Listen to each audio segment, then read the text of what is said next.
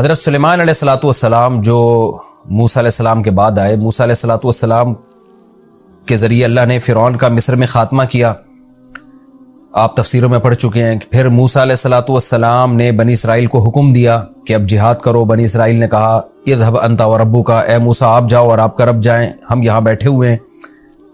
تو یہ نالائقی کی جس کے نتیجے میں اللہ کی طرف سے عذاب آیا، اور 40 سال اللہ نے حکم دیا کہ یہ وادی تیہ میں حیران سرگردان گھومتے رہیں گے. اسی دوران حضرت موسیٰ علیہ الصلوۃ والسلام کی وفات ہوئی اسی میدان میں. اور پھر موسیٰ علیہ الصلوۃ والسلام کی وفات کے بعد بنی اسرائیل میں جو پیغمبر تھے ان کی قیادت میں پھر بنی اسرائیل نے جہاد کیا، اور اللہ نے ان کو فتح اور نصرت سے ہمکنار کیا. اور بنی اسرائیل کا پھر بنی اسرائیل اسی جب جہاد کیا تو قرآن مجید میں آپ نے طالوت اور جالوت کا واقعہ سنا ہے. اسی لڑائی میں بنی اسرائیل اس میں یا اس کے بعد دوبارہ کوئی نئے پیغمبر آئے یہ ہمیں یقینی طور پر نہیں ملتا ہسٹری میں، لیکن اسی سلسلے میں بعد میں پھر بنی اسرائیل کی لڑائی ہوئی. اللہ نے ایک پیغمبر ان میں بھیجے اور حکم دیا کہ تم ایک طاقتور قوم سے جہاد کرو، لڑائی کرو. تو بنی اسرائیل کے لیے اللہ نے طالوت کو امیر بنایا. پھر طالوت کو جب اللہ نے امیر بنایا تو طالوت کی قیادت میں جہاد ہوا. انہی کی فوج میں ایک داؤد علیہ الصلوۃ والسلام تھے جو پیغمبر نہیں بنے تھے. داؤد علیہ السلام نے دشمن کی فوج میں جو جالوت تھے ان سے بہادری سے لڑ کے ان کو قتل کیا، اور اللہ نے پھر داؤد علیہ الصلوۃ والسلام کے ذریعے داؤد علیہ السلام کو نبوت بھی عطا کی اور کمانڈر بھی بنایا، اور ان کے ذریعے دوبارہ سے بیت المقدس میں یہودیوں کی خلافت اور حکومت قائم ہو گئی. یہ میں اس لیے کہہ رہا ہوں کہ یہ تھوڑا سا ہسٹری کا سمجھنا، آپ کو تاریخ کا سمجھنا ضروری ہے ان آیتوں کو سمجھنے کے لیے. تو داؤد علیہ الصلوۃ والسلام کی بہت بڑی خلافت قائم ہوئی، دنیا کے بہت بڑے حصے پر حکومت ہوئی. آپ کو پتہ ہے کہ جب اہل حق اللہ کی راہ میں جہاد کرتے ہیں تو اہل باطل کی پھر ان سے دشمنیاں بھی ہوتی ہیں. تو اہل یہود کی دشمنیاں بھی بڑھتی چلی گئیں پھر دنیا کی مختلف قوموں کے ساتھ، لیکن اللہ نے فتح اور نصرت سے نوازا داؤد علیہ السلام کی قیادت میں یہودیوں کو. داؤد علیہ الصلوۃ والسلام کے بعد ان کے بیٹے حضرت سلیمان علیہ السلام جانشین بنے. سلیمان علیہ السلام کو اللہ نے داؤد علیہ السلام سے بھی زیادہ بڑی حکومت دی، اور یہودیوں کا دنیا کی ایک بہت بڑی آبادی پر قبضہ ہو گیا، اور انہوں نے شریعت کو نافذ کیا اور اللہ کے دین کے مطابق عمل کرنے لگے. مگر جیسے کہ آپ نے قرآن میں پڑھا ہوگا ان کی گھٹی میں نالائقی تھی، جہاں پیغمبروں کو ستانے کا موقع ملتا یہ ستاتے، جیسے انہوں نے موسیٰ علیہ السلام کو ستایا تھا. تو حضرت سلیمان علیہ الصلوۃ والسلام کے بعد جو یہودیوں کا بادشاہ بنا اس میں آہستہ آہستہ دینی لحاظ سے خرابیاں آنا شروع ہوئیں، اور پھر جب بادشاہ خراب ہوتا ہے تو عوام میں بھی خرابیاں آتی ہیں. تو ہوا یہ کہ مصر کا جو اس وقت بادشاہ تھا نا، یعنی سلیمان علیہ السلام کی دنیا سے جانے کے بعد مصر میں کوئی اور حکومت تھی، آتش پرست ہوں گے، کیونکہ اس وقت اہل کتاب تو صرف یہودی تھے پیغمبروں کو ماننے والے، اور باقی لوگ کوئی آگ کی پوجا کرنے والے، کوئی کچھ اور کرنے والے، کوئی سورج کو پوجنے والے. تو مصر کے بادشاہ نے حملہ کیا شام پر، کیونکہ شام میں ان کی اصل خلافت ان کی شام میں تھی جو مرکز تھا. تو شام پہ حملہ کیا اور تھوڑا بہت نقصان کیا اس نے، اور کچھ تھوڑا بہت مال و اسباب لوٹ کے لے گیا. لیکن ان کو تنبیہ ہو گئی، یہودیوں کو اپنے اعمال کی اصلاح کا ان کو موقع مل گیا. اور پھر 400 سال تک کہا جاتا ہے کہ بہت بہترین طریقے سے انہوں نے دنیا پہ راج کیا. 400 سال گزرنے کے بعد کہتے ہیں کہ پھر ان میں بت پرستی بھی پھیلنا شروع ہوئی، پھر اعمال ان کے خراب ہونا شروع ہوئے.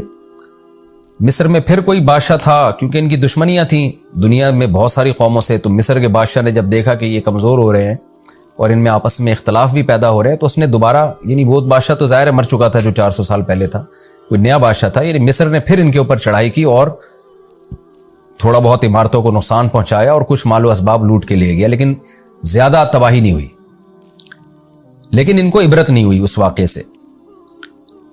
تو کچھ ہی وقت کے بعد جو بابل کا بادشاہ تھا نا، بخت نصر، جس کا بڑی تاریخ کی کتابوں میں تذکرہ ملتا ہے، بابل کے بادشاہ بخت نصر نے ان کے اوپر حملہ کیا. جب دیکھا کہ یہ تھوڑا کمزور ہو رہے ہیں اور ان میں جب ظاہر ہے کسی قوم میں ایک اپنے نظریے پر اور اپنے ویژن پہ نہیں رہتے تو پھر ان میں اختلافات بھی ہونا شروع ہوتے ہیں.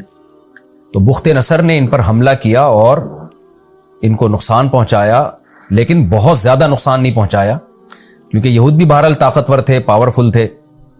اور لیکن اس نے یہ کیا کہ بیت المقدس میں اور جو شام میں نا اپنا کوئی نائب بنا کے وہ چلا گیا.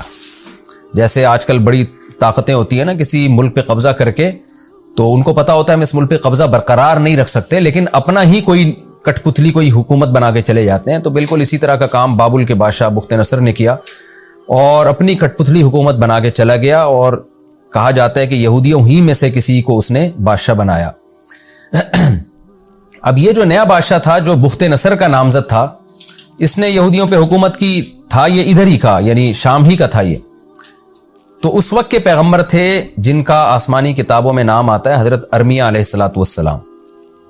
انہوں نے اس کو نصیحت کی کہ تو بت پرستی کی طرف لوگوں کو مت لے کر جا، شرک مت پھیلا، اور جو برے اعمال جو اس میں بدکاریاں اور برائیاں اور شراب نوشی، یہ جو بادشاہوں میں عیاشی ہوتی ہے، یہ جو چیزیں آ رہی تھیں اس کے اندر، اور اس کی وجہ سے قوم میں بھی خرابیاں آ رہی تھیں، تو وہ یہ بات نہیں مانا اور پیغمبر کی بات پر اس نے عمل نہیں کیا، بلکہ طاقت کے نشے میں اس نے یہ ارادہ کیا کہ بخت نصر نے جو مجھے یہاں کا بادشاہ بنایا ہے تو میں اس کے خلاف بغاوت کر کے پوری ریاست اپنے کنٹرول میں لوں گا۔ اس نے بغاوت کا ارادہ کیا، یہودیوں نے اس کا ساتھ دیا، نتیجے میں بغاوت ناکام ہوئی اور بخت نصر نے ارض شام میں داخل ہو کر بے تحاشا یہودی قتل کیے۔ کہا جاتا ہے کہ 40,000 یہودی اس نے قتل کیے۔ اس زمانے کے لحاظ سے 40,000 بہت بڑی تعداد تھی۔ 40,000 کو اس نے جلا وطن کیا، سینکڑوں ہزاروں کو اس نے زخمی کیا، قید بنایا، اور بہت یعنی بیت المقدس کو بہت زیادہ اس نے تباہ و برباد کیا، مسجد اقصیٰ کی بے اکرامی کی، توہین کی، اور بغاوت کو چلنے کے بعد پورا کنٹرول شام پہ حاصل کرنے کے بعد بہت سارے یہودیوں کو جلا وطن کیا اور بابل شہر لے گیا اپنے ساتھ غلام بنا کے۔ کہتے ہیں کہ یہودیوں کو احساس ہوا کہ انہوں نے چونکہ اللہ کی نافرمانی کی ہے، جس کی وجہ سے اللہ کی طرف سے ان پر یہ عذاب آیا ہے، یہ توبہ طائب میں لگ گئے، اپنے اعمال کی اصلاح میں لگ گئے۔ اللہ کو ان کی حالت پہ ترس آیا اور ان کی نجات کی یہ صورت ہوئی اللہ کی طرف سے کہ اس وقت جو ایران یعنی فارس کی حکومت تھی، ایران کا جو بادشاہ تھا، یہودیوں نے یعنی اس نے یہودیوں کا ساتھ دیا کیونکہ یہودیوں کی ہمدردیاں اس کو حاصل تھیں، اور بخت نصر کے خلاف اس نے لڑائی کی، اور بالآخر اس نے بابل شہر پہ قبضہ کر کے بخت نصر کی حکومت کا خاتمہ کیا اور یہودیوں کو بابل شہر سے آزاد کرایا، اور جو مال و اسباب لوٹا گیا تھا وہ بھی یہودیوں کو دے کر باعزت اس نے دوبارہ ارض شام کی طرف بھیج دیا، اور شام میں پھر دوبارہ یہودیوں کی حکومت قائم ہو گئی۔ یہ جو واقعہ ہے نا جو میں نے آخر میں ابھی بیان کیا، یہ وہ والا واقعہ ہے جس کو آپ تفسیر میں ابھی انشاءاللہ جس کی طرف اشارہ کیا گیا ہے۔ جمہور مفسرین کے نزدیک، قرآن میں واضح تو نہیں ہے لیکن جمہور کے نزدیک اس سے یہی مراد ہے، کیونکہ جو قرآن جو تباہی اور بربادی بیان کرتا ہے نا کہ اس طرح سے ہوئی تھی، تاریخی واقعات سے اس کا ثبوت ملتا ہے کہ وہ یہی والا واقعہ تھا، کیونکہ اس سے پہلے یہودیوں پر اتنا بڑا عذاب کسی دوسری قوم کی طرف سے نہیں آیا تھا اور اتنی قتل و غارت نہیں ہوئی تھی۔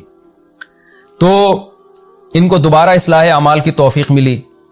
اس کے بعد پھر یہودی جب شام میں آباد ہوئے، ان کو اصلاح اعمال کی توفیق ملی، انہوں نے توبہ استغفار کی، اللہ سے اپنے گناہوں کی معافی مانگی، اللہ نے پھر ان کو دوبارہ ایک مضبوط ریاست دی، مگر تھوڑے دنوں کے بعد پھر یہ آخر آہستہ آہستہ شرارتوں کی طرف مائل ہونا شروع ہو گئے۔ یعنی یہ واقعہ ہے حضرت سلیمان علیہ الصلوۃ والسلام کے تقریباً 450 سال بعد کا۔ بخت نصر نے جو حملہ کیا نا، بہت زیادہ تباہی مچائی اس نے، جو بغاوت کو کچلا اس نے، تو یہ وہ واقعہ ہے جس کا قرآن تذکرہ کر رہا ہے کہ ہم نے 2 باتیں یہودیوں کے بارے میں لکھ دی تھیں کہ 2 دفعہ زمین میں فساد مچائیں گے اور 2 دفعہ اللہ دوسری قوم کو ان پر مسلط کر کے ان کو عذاب دے گا۔ تو ان 2 دفعہ میں سے یہ پہلا واقعہ ہے کہ یہودیوں نے فساد مچانا شروع کیا، تو بخت نصر نے بغاوت کو کچلنے کے لیے یہودیوں پہ حملہ کر کے بہت زیادہ یہودی قتل کیے۔ تو یہ پہلا واقعہ ہے۔ دوسرا واقعہ بھی قرآن میں ہے کہ دوبارہ تم نے پھر اچھے اعمال شروع کر دیے، پھر دوبارہ تم نے زمین میں فساد مچایا۔ اب وہ فساد کیا تھا؟ وہ بھی 450 سال کے کچھ عرصے کے بعد، اور کہا جاتا ہے کہ حضرت عیسیٰ علیہ السلام کے نزول سے تقریباً 150 سال پہلے۔ ظاہر ہے اس زمانے میں جو تاریخ بیان کی جاتی تھی بالکل پورے طور پر کیلکولیشن نہیں ہوتی تھی اس کی، تو تقریباً 150، بعض نے 170 سال پہلے لکھا، تو تقریباً عیسیٰ علیہ السلام کے آنے میں بھی 150 سال کا وقت تھا۔ تو 150 سال پہلے ہوا یہ ہے کہ جب دوبارہ یہ شرارتیں ان میں پیدا ہونا شروع ہوئیں، تو ایک بادشاہ تھا جس نے انطاکیہ آباد کیا۔ آج بھی انطاکیہ ترکی میں ایک شہر ہے۔ تو انطاکیہ کے بادشاہ نے ان پر حملہ کیا، اور اس نے پھر جو ہے یہاں گھس کے بہت زیادہ یہودی مارے، قتل کیے، اور پھر بالآخر رومیوں نے پھر یہودیوں پہ حملہ کر کے رومیوں کی حکومت قائم ہو گئی، جو آج غالباً اٹلی جس کو کہا جاتا ہے نا، آج کا اٹلی جو پرانا روم تھا۔ یہاں اس وقت یہودی نہیں تھے، یعنی اہل کتاب نہیں تھے، کیونکہ عیسائی مذہب تو آیا نہیں تھا اور لڑائی یہودیوں سے ہو رہی تھی، تو غالب یہی ہے کہ وہ بھی کوئی آگ پرست ہوں گے یا سورج کی عبادت کرنے والے، یعنی روم میں، اٹلی میں کوئی دوسری قوم آباد تھی جو آتش پرست تھے۔ تو چونکہ بیت المقدس شام قریب ہے یورپ سے اور اٹلی سے یہاں کی نسبت، تو وہاں سے جو لوگ اٹھے، وہاں بھی ایک مضبوط حکومت تھی، انہوں نے اس پہ قبضہ کر لیا بیت المقدس پہ، اور پھر سلاطین روم کی یہاں حکومت قائم ہوئی ہے، یعنی رومیوں کے بادشاہ آتے رہے، اور حضرت عیسیٰ علیہ الصلوۃ والسلام کے نزول تک بھی یہاں رومیوں کی حکومت تھی۔ رومی سے عیسائی رومی مراد نہیں ہے، بلکہ وہ رومی جو آتش پرست یا کوئی بھی مذہب تھا جس کی مجھے تحقیق نہیں ہے، کسی بھی مذہب کو، یعنی یہ نہ وہ یہودی تھے نہ وہ عیسائی تھے۔ اس کے بعد جب یہ واقعہ ہوا، سلاطین کی یہاں حکومت قائم ہوئی، تو تقریباً 150 سال کے بعد پھر حضرت عیسیٰ علیہ السلام ارض شام میں پیدا ہوئے، اللہ نے ان کے معجزے ظاہر کیے، پھر یہودیوں کو حکم دیا گیا کہ حضرت عیسیٰ علیہ السلام پر ایمان لے کر آؤ۔ بہت سے یہودی حضرت عیسیٰ پر ایمان لے کر آئے، بہت سے حضرت عیسیٰ کی مخالفت میں لگے رہے، اور ایک سچے پیغمبر پر انہوں نے زنا کی تہمت لگائی، حضرت مریم کو معاذ اللہ زانیہ کہا، اور پھر حضرت عیسیٰ علیہ السلام کو قتل کرنے کی کوشش کی، جو کہ ان کی عادت تھی کہ ہمیشہ پیغمبروں کا قتل کیا کرتے تھے۔ بہرحال یہودیوں کی جو میجورٹی تھی وہ حضرت عیسیٰ علیہ السلام پر ایمان نہیں لے کر آئی، لیکن وہ جو سلاطین روم تھے وہ حضرت عیسیٰ علیہ السلام پر ایمان لے آئے۔ اور کہا جاتا ہے کہ روم کا جو بادشاہ تھا نا، جس کی بیت المقدس پہ حکومت تھی، حضرت عیسیٰ علیہ السلام کے یعنی آسمان دنیا پہ جانے کے تقریباً 40 سال کے بعد وہ مسلمان ہوا ہے، اور اس کے بعد سے پھر بیت المقدس میں دوبارہ عیسائیوں کی ایک مضبوط ریاست قائم ہو گئی، اور پھر وہ عیسائی دنیا میں پھیلتے چلے گئے، اور پھر یہودیوں سے ان کی بہت زیادہ لڑائیاں بھی ہوئیں، اور اللہ تعالیٰ نے عیسائی مذہب کو دنیا پہ غالب کر دیا۔ لیکن بیت المقدس کی تعمیر نہیں ہوئی۔ بیت المقدس جس طرح ویران تھا، جو انطاکیہ کے بادشاہ کے حملہ کرنے کی وجہ سے ویران ہوا تھا، اس کی بھرپور طریقے سے تعمیر نہیں ہوئی۔ پھر یہ تعمیر ہوئی ہے حضرت عمر رضی اللہ تعالیٰ عنہ کے دور میں۔ حضرت عمر رضی اللہ تعالیٰ عنہ کے دور میں پھر خالد بن ولید رضی اللہ تعالیٰ عنہ نے بیت المقدس عیسائیوں سے چھینا، کیونکہ اب محمد صلی اللہ علیہ وسلم دنیا میں آ گئے تھے، سچے نبی تھے، تو اللہ کا حکم تھا کہ محمد صلی اللہ علیہ وسلم کو فالو کرو۔ پھر اللہ تعالیٰ نے نبی صلی اللہ علیہ وسلم کے معجزے دکھائے، جو ایمان لانے والے تھے وہ لے آئے۔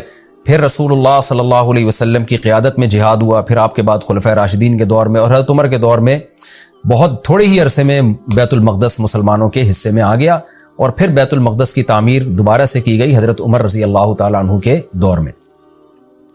تو قرآن میں جو بیان کیا گیا ان واقعات میں سے کہ ہم نے بنی اسرائیل پر یہ کتاب میں یعنی تورات میں یا آسمانی صحیفوں میں لکھ دیا تھا کہ تم زمین میں 2 دفعہ بڑا فساد مچاؤ گے، اور 2 دفعہ اللہ تمہارے دشمن کو تم پر مسلط کرے گا۔ تو اس 2 دفعہ بڑے فساد سے مراد ایک تو وہ ہے جو بخت نصر نے حملہ کیا تھا بیت المقدس پہ، یعنی حضرت سلیمان علیہ السلام کے تقریباً 450 سال کے بعد بخت نصر نے حملہ کیا تھا، اس لیے کہ جو یہودیوں کا جو اس وقت جو بھی لیڈر تھا وہ بخت نصر ہی کی ایک کٹ پتلی حکومت تھی، اور وہ برائیوں کی طرف مائل ہو گیا تھا، بنی اسرائیل بھی بگڑنے لگے تھے، اور پھر اس کو بغاوت کی سوجی، بغاوت ناکام ہوئی، اور اللہ تعالیٰ نے بخت نصر کو مسلط کیا، اور اس نے بے تحاشا یہودی مارے اور جلا وطن کیا۔ ایک تو اس واقعے کا تذکرہ ہے۔ اس کے بعد پھر جب دوبارہ شاہ ایران نے بابل کی حکومت کے خلاف لڑائی کر کے یہودیوں کو بچایا، یہودی دوبارہ سے آ کے پھر آباد ہوئے، اس کے بعد پھر حضرت عیسیٰ علیہ السلام کے تقریباً 150 سال پہلے عیسیٰ علیہ السلام کے پیدا ہونے سے پھر انطاکیہ کے بادشاہ نے دوبارہ یہودیوں پہ حملہ کیا، اور اس نے بھی بے تحاشا یہودی قتل کیا، اور مسجد اقصیٰ کو توڑ پھوڑ کے اس نے ویران کر دیا۔ اس کے بعد پھر رومیوں کی یہاں حکومت قائم ہوئی، اور پھر رومیوں ہی کی یہاں حکومت رہی، اور رومی ہی عیسائی مذہب انہوں نے قبول کر لیا، اور پھر اللہ نے پھر عیسائیوں اور یہودیوں میں جو لڑائیاں ہوئیں، جو تاریخی واقعات بھرے پڑے ہیں۔ اچھا، ایک کمال کی بات یہ ہے کہ یہودیوں کی جو عیسائیوں سے لڑائی ہوئی ہے نا، وہ مسلمانوں کی نسبت بہت زیادہ ہے۔ مسلمانوں سے تو ان کی 2 بڑی لڑائیاں ہوئی ہیں۔ ایک بڑی لڑائی جو بنو قریظہ کے 70,000 یہودی قتل کیے تھے رسول اللہ صلی اللہ علیہ وسلم نے۔ دوسری جو یعنی اس کے بعد کوئی بڑی لڑائی مسلمانوں کی یہودیوں کے ساتھ نہیں ہوئی ہے۔ اب جا کے جو فلسطین اور اسرائیل کا مسئلہ کھڑا ہوا ہے، اب یہ حالات جا رہے ہیں، کہا جاتا ہے کہ ایک بہت بڑی جنگ کی طرف جو یہود اور اسلام کے درمیان ہوگی، جن کے بارے میں صحیح احادیث میں ہمیں پیشگوئیاں ملتی ہیں۔ اب وہ کب ہوگی اس کی اسپیسیفک ڈیٹ اللہ ہی بہتر جانتا ہے، لیکن بہرحال قرآن و سنت سے یہ بات ثابت ہے، احادیث سے یہ بات ثابت ہے۔ نبی صلی اللہ علیہ وسلم نے فرمایا تو قاتلون الیہود، کہ تم یہود سے قتال کرو گے۔ تو اب تک قتال ہوا نہیں ہے، ایک دفعہ اس وقت نبی صلی اللہ علیہ وسلم کے دور میں قتال ہوا تھا، اس کے بعد پھر ان پر مختلف لوگ مسلط رہے، عیسائیوں نے ان کے ساتھ لڑائیاں کی، ہٹلر جو تھا تو عیسائی مگر ایک سیکولر ذہن کا مالک تھا، اس کی لڑائی ہوئی یہودیوں سے، اس نے قتل و غارت کی، اس کا تذکرہ انشاءاللہ میں ان آیات کی تفسیر میں کروں گا۔ ان تمام واقعات کی طرف جو فیوچر میں ہوئے، مسلمانوں کے ذریعے جو یہودی قتل ہوئے، عیسائیوں کے ذریعے جو ہوئے، ہٹلر کے ذریعے جو ہوئے، اور آگے قرب قیامت میں جو لڑائیاں ہوں گی، ان کا آگے قرآن میں سورہ بنی اسرائیل میں واضح اشارہ موجود ہے۔ جب وہ اشارہ آئے گا تو پھر میں انشاءاللہ ان واقعات کو مختصراً اس وقت ہائی لائٹ کروں گا۔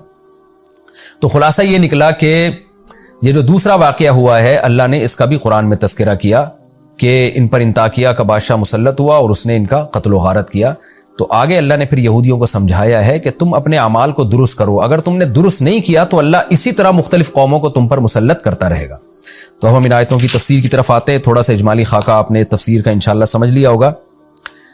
اچھا، یہ جو ہسٹری بیان کی جاتی ہے نا، یہ کوئی صحیح احادیث میں نہیں ہے، بلکہ یہ آسمانی کتابوں سے ہی مفسرین نے لی ہے، اور یہ مورخین ان واقعات کو نقل کرتے چلے آئے ہیں۔ تو نبی صلی اللہ علیہ وسلم نے فرمایا کہ حدثوا عن بنی اسرائیل ولا حرج، اس میں کوئی حرج نہیں ہے کہ آپ اگر اسلام میں اس کے کوئی اسپیسیفک ہمیں کوئی مستند ہسٹری نہیں ملتی، کوئی واقعات کی بہت تفصیلی ڈیٹیل ہمیں نہیں ملتی، تو ہمیں عیسائیوں سے یا یہودیوں سے ہسٹری لینے میں ہماری شریعت نے روکا نہیں ہے۔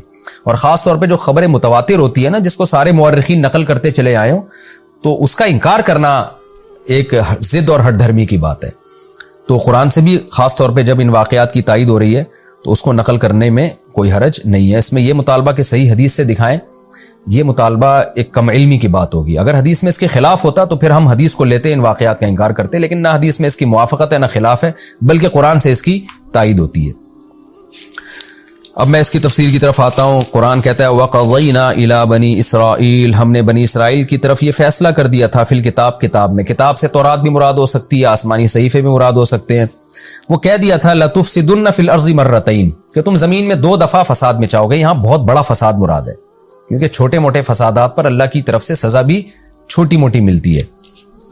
اچھا، اللہ نے لکھ دیا تھا کہ کیا مطلب ہے؟ یہ ایسے ہی ہے جیسے ہمارے پیغمبر صلی اللہ علیہ وسلم نے ہمیں بتا دیا نا فیوچر کے بارے میں، کچھ باتیں ہوں گی، عیسیٰ ابن مریم نازل ہوں گے، تمہاری لڑائی ہوگی فلاں سے، ملحمہ کبریٰ ہوگا، جو قیامت کی علامات ہیں۔ تو اللہ نے تورات میں بھی بنی اسرائیل کو بتا دیا تھا کہ تم بدعمالیاں کرو گے جس کی تمہیں یہ سزا ملے گی، پھر تم دوبارہ بدعمالی کرو گے، پھر اس کی دوبارہ تمہیں یہ سزا ملے گی۔ تو وہ کیا لکھ دیا تھا اللہ تعالیٰ نے؟ لَتُفْسِدُنَّ فِي الْأَرْضِ مَرَّتَيْنِ، کہ تم زمین میں 2 دفعہ سرکشی کرو گے، یعنی یہ اسلام سے پہلے۔ اس سرکشی سے وہ سرکشی مراد ہے جو اسلام کے دنیا میں آنے سے پہلے ہوگی۔ ایک سرکشی وہ جو حضرت عیسیٰ علیہ السلام کی مخالفت میں تھی، اور ایک سرکشی وہ جو حضرت موسیٰ علیہ السلام کی مخالفت میں تھی، یعنی دین موسوی کی مخالفت کی انہوں نے، جس کی تفصیل میں بتا چکا ہوں کہ تم زمین میں 2 دفعہ فساد پھیلاؤ گے اور تم بہت بڑی سرکشی کرو گے زمین میں۔ زنا پھیلنے لگا تھا، شراب اور لوگوں پہ ظلم زیادتی۔ آگے اللہ فرماتے ہیں فَإِذَا جَاءَ وَعْدُ أُولَاهُمَا، ان دونوں وعدوں میں سے جب پہلے وعدے کا وقت آیا، یہاں وعدے سے مراد ہے تقدیر، یعنی جو اللہ نے اطلاع دی تھی نا تمہیں، وعد سے مراد میعاد، وقت مقرر، کیونکہ وعدے میں کسی سے کوئی خاص ٹائم کا وعدہ کیا جاتا ہے تو اس لیے اس ٹائم کو بھی وعدے سے تعبیر کیا جاتا ہے، ورنہ وعدہ تو 80 چیزوں میں ہوتا ہے نا۔ آپ کہتے ہیں کہ میں تم سے وعدہ کرتا ہوں کہ میں فلاں وقت میں تمہاری دعوت کروں گا، تو یہاں وعدہ اس معنی میں نہیں ہے، یہاں وعدہ ہے میعاد، جو اللہ نے ٹائم بتایا تھا۔ جب اس پہلا والا ٹائم آیا ہے تو کیا ہوا؟ بعثنا علیکم عباد لنا، ہم نے مسلط کر دیے تم پر اپنے بندے۔ اللہ نے اپنے بندے، کیونکہ کافر بھی اللہ کا بندہ ہے، وہ اسلام دشمن قوتیں تھیں، اللہ تعالیٰ کی عادت ہے کہ ظالم کو ظالم سے ہی سزا دلوا دیتے ہیں بعض دفعہ۔ وَكَذَلِكَ نُوَلِّي بَعْضَ الظَّالِمِينَ بَعْضًا، اللہ فرماتے ہیں ہم بعض دفعہ بعض ظالموں کو دوسرے ظالموں سے پٹواتے ہیں۔ جیسے ہٹلر بھی ایک ظالم تھا نا، لیکن اس ظالم ہی کے ذریعے اللہ نے یہودیوں پہ بھی ظلم کروایا۔ تو یہ اللہ کی عادت ہے کہ بعض دفعہ ظالم کو ظالم پر مسلط کرتے ہیں۔ تو جو بابل کا بادشاہ بخت نصر تھا وہ بھی ظالم تھا، لیکن اللہ نے اس کو ان پر مسلط کر دیا۔ اس کو عباد یا عبد سے تعبیر اس لیے کیا ہے کہ عبد کہتے ہیں غلام کو، تو کافر بھی اللہ کا غلام ہے۔ تو جب اللہ چاہتے ہیں اس ظالم ہی کو کسی پر مسلط کر دیتے ہیں، یعنی وہ بھی اللہ کے کنٹرول میں ہے، وہ بھی اللہ کی مرضی کے بغیر نہیں کر سکتا کچھ بھی۔ فرمایا ہم نے اپنے بندوں کو مسلط کیا، اولی باسن، جو باسن شدید، جو بہت سخت لڑائی والے تھے، یعنی جو بابل کا بادشاہ بخت نصر تھا بڑی شدید لڑائی والا تھا. فجاسو خلال الدیار, وہ گھروں کے بیچ میں گھس گئے. یعنی اتنی زبردست فتح ہوئی ان کو اور ایسی سخت انہوں نے لڑائی کی ہے کہ میدانوں میں لڑائی نہیں بلکہ آبادیوں کے اندر گھروں کے بیچ میں گھس کے قتل و غارت کرنے لگے. وکان وعدن, اور یہ ایک ایسا مقرر وقت تھا, مفعولہ, جو ہو کے رہنا تھا. یعنی اللہ تعالیٰ نے جب بتا دیا تھا کہ یہودی فساد کریں گے یہ سزا ملے گی تو اس نے ہو کے رہنا تھا اور وہ ہو کے رہا. ثم رددنا لکم الکرۃ علیہم, پھر ہم نے تمہارے لیے مدد کی, لوٹایا ہم نے تم کو کرہ باری کو, علیہم, ان کے خلاف. یعنی جو تمہاری دشمن قوم تھی نا بخت نصر, پھر ہم نے اب باری کو چینج کیا اور ہم نے کہا تمہارے ذریعے سے ہم ان کو سزا دلوائیں گے. یہ بھی تو ظالم لوگ ہیں نا, اور تمہاری اب مدد کریں گے کیونکہ تم نے توبہ کر لی ہے. تو ہم نے پھر کیا کیا اس کے لیے, وَأَمْدَدْنَاكُمْ بِأَمْوَالٍ, ہم نے مدد کی تمہاری مالوں کے ذریعے, وَبَنِينَ, اور بیٹوں کے ذریعے. بیٹوں کے ذریعے مدد کا مطلب یہ بھی ہو سکتا ہے کہ اللہ نے یہودیوں کی نسل بڑھائی. جب بابل شہر میں یہودی جا کے آباد ہوئے نا تو ان کی نسل بہت تیزی سے بڑھی ہے. تو ظاہر آبادی کا ریشو جب کسی قوم کا بڑھتا ہے تو وہ پاور میں آ جاتی ہے. جو حکمران قوم تھی ان کی آبادی کا ریشو کم ہوا اور یہودیوں کی آبادی کا ریشو بڑھ گیا, جس کا نتیجہ یہ نکلا کہ جب ایران کے بادشاہ نے حملہ کیا ہے بابل پر اور بخت نصر کے خلاف, تو یہودی اتنی بڑی تعداد میں تھے, انہوں نے ایرانیوں کی مدد کی اور اللہ نے افرادی قوت کی وجہ سے بخت نصر کی حکومت کا خاتمہ کر دیا. یہ بھی مطلب ہو سکتا ہے, اور یہ بھی مطلب ہو سکتا ہے کہ جو قیدی یہودیوں کے قید ہوئے تھے وہ اللہ نے چھڑوا دیے, جس کے نتیجے میں ان کی افرادی قوت بڑھ گئی. وَأَمْدَدْنَاكُمْ بِأَمْوَالٍ وَبَنِينَ وَجَعَلْنَاكُمْ أَكْثَرَ نَفِيرًا, اور ہم نے تمہیں زیادہ بنا دیا نفر کے اعتبار سے. نفر بھی افراد کو کہتے ہیں, افرادی قوت ہم نے بہت کر دی. تو زیادہ مفسرین اسی طرف گئے ہیں کہ آبادی کا ریشو بڑھا دیا, بہت زیادہ ان کی اولادیں ہوئی, بچے ہوئے, جس کے نتیجے میں جوانوں کا ریشو بہت زیادہ ہو گیا اور پھر ان کی آبادی بہت زیادہ بڑھ گئی, تو اس کے نتیجے میں ان کو قوت اور طاقت مل گئی. ان احسنتم احسنتم لانفسکم, آگے اللہ فرماتے ہیں اگر تم اچھا عمل کرو گے, یعنی ہم نے یہ سب باتیں لکھ دی تھی پہلے کہ اگر تم عمل اچھا کرو گے تو احسنتم لانفسکم, تو تم اپنے ہی فائدے کے لیے کرو گے. اب دیکھو تم نے توبہ کر کے اچھا عمل شروع کر دیا نا, تو اللہ نے ایران کے بادشاہ کے ذریعے بخت نصر کو, بابل کی حکومت کا خاتمہ کیا اور تمہیں اللہ نے نجات دے دی. تمہارے اچھا عمل تمہارے ہی فائدے میں جا رہا ہے. وَإِنْ أَسَأْتُمْ فَلَهَا, اور اگر تم برا کرو گے, فَلَهَا, تو یہ بھی لِأَنفُسِكُمْ, تمہارے ہی نفس کے لیے یہ برائی بھی, یعنی اس کا نقصان بھی تم اٹھاؤ گے جیسے کہ تم نے اٹھایا. فَإِذَا جَاءَ وَعْدُ الْآخِرَةِ, پس جب دوسرا وعدہ آیا ہمارا, یعنی ایک دفعہ تمہیں بخت نصر سے نجات ملی, شام میں جا کے دوبارہ آباد ہوئے, پھر بدعمالیوں کی طرف تم مائل ہوئے, تو اس کو اللہ نے دوسرا وعدے سے تعبیر کیا ہے, یعنی دوسرا وقت مقرر آیا تاکہ لیسوء وجوہکم, تاکہ تمہارا دشمن تمہارے چہروں کو بگاڑ دے. اس سے مراد وہ انطاکیہ کا جس نے انطاکیہ کو آباد کیا وہ بادشاہ تھا جس نے یہودیوں پہ چڑھائی کی, ان کی بدعمالیاں شروع ہو گئی تھی, نا اتفاقیاں شروع ہو گئیں, اور اس نے کیا کیا, اتنا یہودیوں کو مارا ہے کہ ان کے چہروں کو بگاڑ دیا. یہ چہروں کو بگاڑنا کنایا ہے بے تحاشا مار پیٹ سے, کہ وہ بیت المقدس میں گھسا ہے, اور لیسوء وجوہکم, تاکہ وہ تمہارے چہروں کو بگاڑ دے, وَلِيَدْخُلُوا الْمَسْجِدَ, اور تاکہ یہ تمہارے دشمن گھس جائیں مسجد میں, مسجد اقصیٰ میں, کما دخلوہ اول مرہ, جیسے پچھلی مرتبہ تمہارے دشمن گھسے تھے اس میں, انہوں نے جو تخریب کاری کی تھی, اس دفعہ بھی تمہارے دشمن وہی کام کریں گے. وَلِيُتَبِّرُوا, اور تاکہ یہ لوگ تباہ و برباد کر دیں, ماں, ہر اس چیز کو, عَلَوْا, جس پر یہ غالب آئیں, تتبیرہ, بالکل تباہ و برباد. یعنی ایسا لگتا ہے کہ یہ دوسرا جو واقعہ ہوا ہے نا, یہ پہلے سے بھی زیادہ خطرناک تھا, کیونکہ قرآن نے اس کو زیادہ اہتمام سے بیان کیا ہے.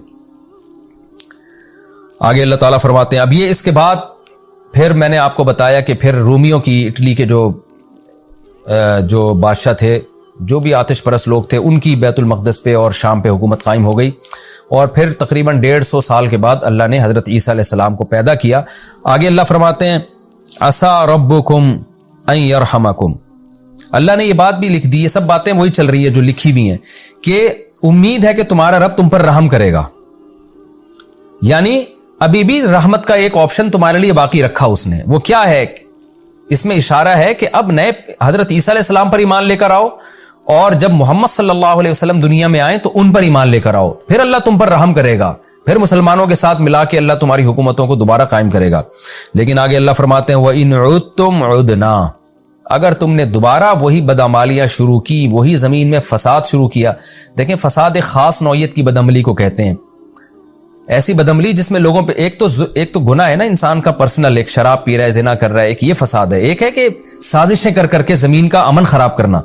تو ایسا معلوم ہوتا ہے یہودی صرف انفرادی بدعملی میں مبتلا نہیں تھے، اجتماعی ایسی بدعملی جس سے زمین کا فساد تباہ ہو رہا ہو، حب مال، حب جاہ اور لوگوں پہ ظلم، اس قسم کی برائیاں ان میں آ گئیں. تو اللہ فرماتے ہیں وَإِنْ عُدْتُمْ عُدْنَا، ہم نے یہ بھی لکھ دیا تھا کہ اگر تم دوبارہ لوٹے تو ہم بھی دوبارہ لوٹیں گے. کیا مطلب؟ اسی نوعیت کی سزا دیں گے جو پہلے ہم دے چکے ہیں، جو بخت نصر کے ذریعے اور رومیوں کے ذریعے اور انطاکیہ کے ذریعے تمہیں ہم سزا دے چکے ہیں کہ کس طرح لوگوں نے تمہیں مارا. دیکھیں قرآن کی یہ کیسی بلاغت ہے اور کیسی پیش گوئی ہے. یہ آیتیں مکہ میں نازل ہوئی ہیں، اس وقت بنو قریظہ بنو نذیر کے واقعات نہیں ہوئے تھے، یہ مکہ میں نازل ہوئی ہیں. لیکن بالکل یہودیوں کو اس کے بعد اسی انداز سے سزا ملی ہے جو پہلے ملتی تھی. پہلے قوموں پہ عذاب آتے تھے نا زلزلے کے اور طوفانوں کے، لیکن اللہ نے یہودیوں کے لیے کیا عذاب رکھا کہ بدعمالی اگر کرو گے تو قومیں مسلط کرے گا. تو پھر کیا ہوا کہ اللہ نے اہل اسلام کو مسلط کیا. یہودیوں نے مسلمانوں کے ساتھ 2 نمبریاں اور غداریاں شروع کر دی. آپ صلی اللہ علیہ وسلم جب مدینہ گئے تو آپ نے یہودیوں سے کوئی چھیڑ چھاڑ نہیں کی. ٹھیک ہے تم اپنے مذہب کو فالو کر رہے ہو، ہم پر ایمان لے آؤ، گواہی دو، نہیں لاتے تو تمہاری کوئی دشمنی نہیں ہے. بلکہ آپ نے بنو قریظہ، بنو نذیر اور اس کے علاوہ بھی یہودیوں کے جتنے قبائل تھے سب سے ایگریمنٹ کیے. مگر یہ وہی شرارتیں، وہی بدماشیاں، ادھر ایگریمنٹ مسلمانوں سے کر رہے ہیں لیکن ساتھ مشرکین کا دے رہے ہیں. یعنی یہ دیکھتے تھے کہ جہاں ہمیں فائدہ نظر آئے تو کوئی معاہدہ نہیں اور کوئی زبان کا اعتبار نہیں. اسی کو فساد کہتے ہیں. مشرکین مکہ میں ایک چیز تھی، معاہدوں کی پابندی. جو زبان سے کہہ رہے ہیں وہی دل میں.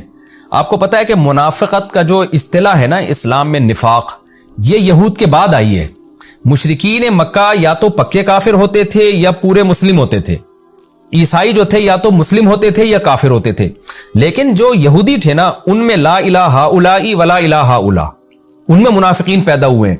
زبان سے اپنے آپ کو مسلم کہہ رہے ہیں، مسلمانوں سے فائدے حاصل کرنے کے لیے ادھر اپنی قوم میں جا کے کہہ رہے ہیں ہم یہودی ہیں. یہ ہے زمین میں فساد کہ آپ کا پتہ ہی نہیں چلتا کہ آپ ہیں کیا. تو اتنی شدید انہوں نے مسلمانوں کے ساتھ غداری کی ہے کہ جنگ میں مشرکین کا ساتھ دیا، جس کی سزا میں آپ صلی اللہ علیہ وسلم نے پھر ایک دن میں 70,000 یہودی قتل کیے، کیونکہ بہت بڑی غداری کی تھی. جوانوں کو سب کو قتل کر دیا، بچوں اور عورتوں کو چھوڑ دیا اور باقیوں کو جلا وطن کر دیا. اور پھر حضرت عمر کے دور میں مکمل ان کو ارض عرب سے، جزیرہ عرب سے ہمیشہ کے لیے نکال دیا گیا. تو یہ بھی ذلت کا جو عذاب ان کی 2 نمبریوں کی وجہ سے آیا، مسلسل غداریاں، مسلسل معاہدوں کی خلاف ورزیاں. ایسی سزا نبی صلی اللہ علیہ وسلم نے کسی کو بھی نہیں دی ہے کہ ایک دن میں ہزاروں کو قتل کیا گیا ہو. مشرکین مکہ کو آپ نے عام معافی کا اعلان کر دیا تھا، تو اس کے بعد بہت سو کو جلا وطن کر دیا. تو یہ اللہ کی ان آیتوں کی طرف اشارہ اللہ نے پہلے کر دیا کہ وَإِنْ عُدْتُمْ عُدْنَا، اگر تم نے دوبارہ وہی حرکتیں کی تو ہم پھر دوبارہ تمہیں وہی سزا دیں گے جو پہلے دے چکے ہیں. اس کے بعد یہودی دنیا میں پھیل گئے اور پھر یہ سازشیں کرنے لگے. تاریخ میں بہت سے واقعات تو ہم تک پہنچے ہی نہیں ہوں گے کیا ہوتا رہا ان کے ساتھ. لیکن مشہور ترین واقعہ جو ہٹلر کا 1930 کے آس پاس جو واقعہ ہوا کہ ایک سیکولر آدمی تھا تو عیسائی لیکن سیکولر تھا، اتنے یہودی اس نے قتل کیے. میں تو جرمنی گیا ہوں، میں نے وہ جگہیں دیکھی ہیں، وہاں لوگ ابھی بھی ان جو یہودیوں پہ مظالم ہوئے ان کو یاد کرتے ہیں کہ کیسے اٹھا کے ہٹلر جو ہے نا ان کو زندہ دیگ میں ڈال دیا کرتا تھا، زندہ جلا دیا کرتا تھا. ظالم آدمی تھا، اس کے اس عمل کو اپریشیٹ نہیں کیا جا سکتا. لیکن میں نے بتایا اللہ ظالموں کو مسلط کر دیتے ہیں اپنی حکمت کے پیش نظر. اور وہ کہہ کر گیا، وہ اس کو یہ تھا کہ یہ فساد مچاتے ہیں دنیا میں. اور کہا جاتا ہے کہ ہٹلر نے جو کچھ یہودی زندہ چھوڑ دیے تھے ان کے بارے میں کہا اپنی تقریر کے دوران کہ میں نے چند لوگوں کو اس لیے زندہ چھوڑ دیا ہے تاکہ جب یہ دوبارہ زمین میں فساد مچائیں گے تو لوگوں کو پتہ چلے گا کہ میں نے ان کو اتنا قتل کیوں کیا. اور لوگ تو اس کو ہٹلر کو ظالم کہتے ہیں، اور کہنا بھی چاہیے. کسی انسان کو اس طرح سے قتل کرنا، دیگوں میں ڈالنا اور زندہ جلانا، اس کی شریعت بہرحال اجازت نہیں دیتی. لیکن اس کا یہ کانسیپٹ تھا کہ یہ زمین میں فساد مچا رہے ہیں. اور اہل اسلام ہمیشہ یہودیوں کا ساتھ دیتے رہے ہیں. ترک خلافت نے یہودیوں پہ جب دنیا میں ظلم ہوتے تھے تو ترک خلفاء یہودیوں کو پناہ دیا کرتے تھے. میں جب ترکی گیا ہوں تو وہ جگہ بھی ہم نے دیکھی ہیں جہاں بہت سارے یہودیوں کو ہجرت کروائی مسلمان بادشاہوں نے جن پر ظلم ہوا کرتے تھے. لیکن کیا ہے کہ جو ان پر احسان کرتا یہ انہی کی جڑیں کاٹنا شروع کر دیتے. جس ملک میں جاتے اسی ریاست کے خلاف یہ نفرتوں کے بیج بونا شروع کر دیتے. اور اس کے نتیجے میں اللہ نے ان پر مختلف قوموں کو مسلط کیا۔ لیکن آج بھی یہ آیات بنی اسرائیل سے اور اہل یہود سے خطاب کر رہی ہیں کہ اللہ کا یہ وعدہ سچا ہے، اگر تم زمین میں دوبارہ فساد مچاؤ گے تو قومیں تم پر مسلط ہوتی رہیں گی۔ آج ایک اشکال کیا جاتا ہے کہ آج تو اسرائیل بہت مضبوط ہو گیا اور فساد ہی کے ذریعے مضبوط ہوا ہے، وہ کیسے اس نے اپنی جڑیں پوری دنیا میں پھیلا لی ہیں۔ تو قرآن میں دوسرے مقام پر آتا ہے کہ یہ زمین میں ہمیشہ فساد پھیلاتے رہیں گے۔ سورہ بقرہ میں اس کی تفصیل بیان کر چکا ہوں۔ تو دیکھیں یہ جو فساد یہودی دنیا میں پھیلا رہے ہیں، گریٹ اسرائیل کی باتیں کر رہے ہیں، عین ممکن ہے یہ جو ان کو عزت ملی ہو یہ بہت بڑی ذلت کا پیش خیمہ ہو، یعنی اللہ کی طرف سے کوئی عین ممکن ہے فیوچر میں بہت بڑی ذلت کا انتظام ہو رہا ہو۔ اور صحیح بخاری صحیح مسلم کی احادیث میں یہ مضمون بہت وضاحت سے بیان کیا گیا ہے کہ قرب قیامت میں تمہاری یہود سے لڑائی ہوگی، تو ایک بہت بڑی لڑائی ہوگی اہل اسلام اور یہود کی، تو عین ممکن ہے یہ حالات اسی کی طرف جا رہے ہوں۔ باقی جو جتنا ہمیں احادیث میں بتا دیا گیا ہم اجمالی اس پر ایمان رکھتے ہیں، اس کی ڈیٹیل ہمیں بتائی وہ ہم ڈیٹیل سے بات کر سکتے ہیں، جو نہیں بتائی گئی اس پر ہم بات نہیں کر سکتے۔ تو ہمیں یہ تو بتایا گیا ہے کہ یہود اور اسلام کی بڑی لڑائی ہوگی دنیا میں، حضرت عیسیٰ علیہ السلام یہود کے خلاف لڑائی کریں گے، مگر عیسیٰ علیہ السلام نازل کب ہوں گے، حضرت مہدی کب آئیں گے، دجال جو یہودیوں کا ایک نجات دہندہ سمجھا جائے گا وہ کب ظاہر ہوگا، یہ تمام چیزیں احادیث میں مبہم رکھی گئی ہیں۔ تو ہم ان تمام علامات پر ایمان رکھتے ہیں مگر ہم اس کی تفصیل میں نہیں جاتے۔ آگے اللہ فرماتے ہیں وَجَعَلْنَا جَهَنَّمَ لِلْكَافِرِينَ حَصِيرًا، اور یہ تو دنیا کی ذلت ہے، باقی کافروں کے لیے ہم نے جہنم کو حصیر یعنی قید خانہ بنایا ہے۔ دنیا میں اگر بچ بھی گئے تو آخرت میں نہیں بچ سکتے۔ دیکھیں اس قرآن سے ہمیں یہ بھی پتہ چلتا ہے کہ اللہ کو نہ کسی قوم سے ذاتی بغض ہے نہ محبت۔ اگر یہود نے اللہ کی نافرمانی کی اور اللہ نے دوسری قوموں کو مسلط کر کے ان کو مارا تو مسلمان بھی کوئی اللہ کے لاڈلے نہیں ہیں۔ ان آیتوں سے ہمیں بھی ڈرنا چاہیے کہ اگر ہم من حیث القوم خدا کی نافرمانی اور بغاوت میں جائیں گے تو یہ سمجھ لیں کہ ہم کبھی بھی ترقی نہیں کر پائیں گے۔ آج ہماری عدالتوں میں غیر اسلامی قوانین بن رہے ہیں، ہم سمجھتے ہیں کہ اس سے ہم ترقی کر لیں گے۔ خوب سمجھ لیں مسلمان کی ترقی کے اصول کچھ اور ہیں، غیر مسلم کے ترقی کے اصول کچھ اور ہیں۔ مسلمان قومیں اگر اسلام کو چھوڑیں گی تو کبھی بھی ترقی نہیں کر پائیں گی، اگر وہ ترقی ہوگی بھی تو وہ ایک تنزل کا اور ذلت کا بہت بڑا پیش خیمہ ہوگی وہ۔ تو ان آیتوں سے ہمیں بھی عبرت حاصل کرنی چاہیے۔ آگے اللہ تعالیٰ یہ تمام مضامین بیان کر کے بتاتے ہیں ان ھذا القرآن، بے شک یہ قرآن ہے، یہدی للتی ہی اقوم، یہ وہ راستہ بتاتا ہے جو سیدھا راستہ ہے۔ یہ بتا رہے قوم کے عروج و زوال کے واقعات اور صحیح طرف تمہیں گائیڈ کر رہا ہے۔ وَيُبَشِّرُ الْمُؤْمِنِينَ الَّذِينَ يَعْمَلُونَ الصَّالِحَاتِ، اور یہ خوشخبریاں سناتا ہے ان مومنین کو جو نیک اعمال کرتے ہیں۔ جیسے اللہ نے یہودیوں کو بتایا تھا اچھا عمل کرو گے تو اللہ دنیا اور آخرت دونوں نوازے گا، تو یہ خوشخبریاں سنا رہا ہے۔ ان لہم اجرا کبیرا، وہ خوشخبری کیا ہے کہ ان کے لیے بہت بڑا اجر ہے۔ وَأَنَّ الَّذِينَ لَا يُؤْمِنُونَ بِالْآخِرَةِ أَعْتَدْنَا لَهُمْ عَذَابًا أَلِيمًا، اور یہ قرآن یہ بھی بتاتا ہے کہ جو لوگ آخرت پر ایمان نہیں لے کر آتے ہم نے ان کے لیے دردناک عذاب تیار کر کے رکھا ہے۔ یہ ہمارا رکوع کمپلیٹ ہوا۔ اس رکوع میں